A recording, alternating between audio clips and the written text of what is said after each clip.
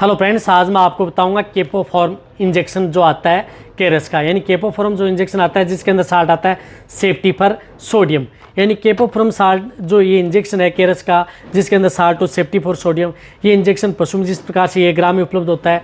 ये इंजेक्शन पशु में क्या काम करता है, कितनी डोज देनी चाहिए, किस तरह की डिजीज़ हो जाए तो आप इस इंजेक्शन का उपयोग पशुओं में आप करा सकते हैं। आज की वीडियो के अंदर मैं आपको इस इंजेक्शन के बारे में शॉर्ट में बताने की कोशिश करूंगा ताकि आपको अच्छी तरह से समझ में आ जाए और ये इंजेक्शन किस तरह की डोज में या कौन से रूट से आप इस इंजेक्शन का उपयोग करेंगे तभी आपको बेस्ट रिजल्ट मिलेगा। तो चैनल पर नए तो पहले चैनल को सब्सक्राइब, साथ में बेल आइकन। आपको पता है कि चैनल पर भी शॉर्ट में सही जानकारी के साथ वीडियो दी जाती है।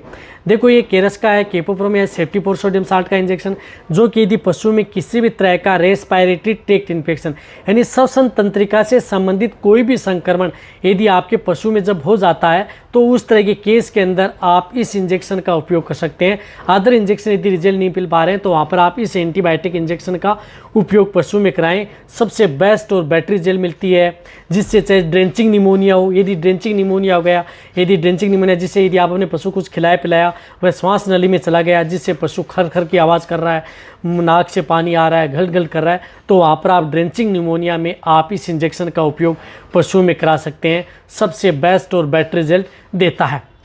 इसी तरह से इस इंजेक्शन का उपयोग जिस प्रकार से यदि आप जब पशु की यदि जेर निकालते हैं, बच्चेदानी में इन्फेक्शन हो गया है, यदि जब पशु की बच्चेदानी में इन्फेक्शन है या जेर का कुछ भाग शरीर के अंदर रह गया है उसकी वजह से इन्फेक्शन हो गया है, तो वहाँ पर आपके पशु में जिस प्रकार से ग्राम पॉजिटिव और ग्राम नेगेटिव दोनों तरह की बैक्टीरिया पर ये पशु में काम करता है। तो यदि आरओपी के केस के अंदर यदि जेर निकलाने के बाद में भी आप इस एंटीबायोटिक इंजेक्शन का उपयोग कर सकते हैं, जो कि आपके पशु को इन्फेक्शन होने से बचाती है।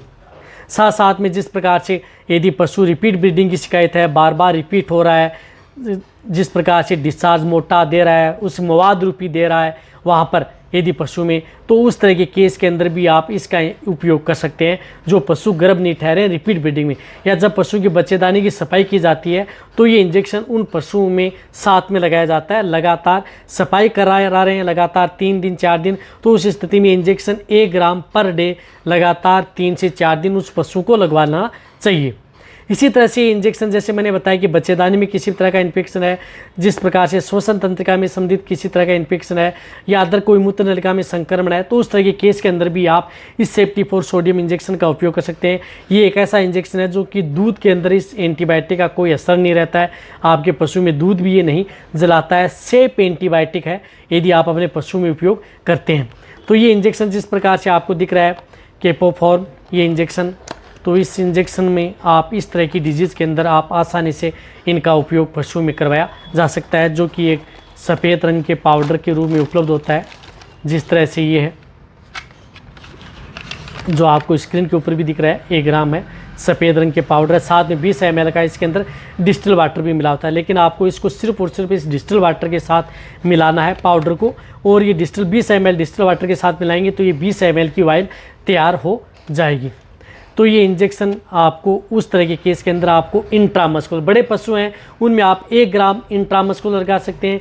जैसे भेड़ बकरियां हैं तो उस तरह के अंदर आप इसके अंदर जिस प्रकार से 20 ml मिला तो 20 ml की वाइल बन गई, तो भेड़ बकरियों में आप 1 से 2 ml लगा सकते हैं। डो के अंदर भी आप 1 से 2 ml आप इस इंजेक्शन को, जैसे इसमें डिस्टिल वाटर मिलाने के बाद में आप इंट्रामस्कुलर व सबकट ये इंजेक्शन लगता है। इंट्रावेनस ये इंजेक्शन नहीं लगता है और ये इंजेक्शन सेफ होता है। ये इंजेक्शन लगातार 1 दिन 2 दिन 3 दिन 4 दिन कंटिन्यूटी 5 दिन भी लगातार पशु को लगाया जाता है यदि पशु में के शरीर के अंदर यदि इन्फेक्शन यदि पशु में ज़्यादा है। वैसे ये इंजेक्शन पशु के लिए सेफ रहता है।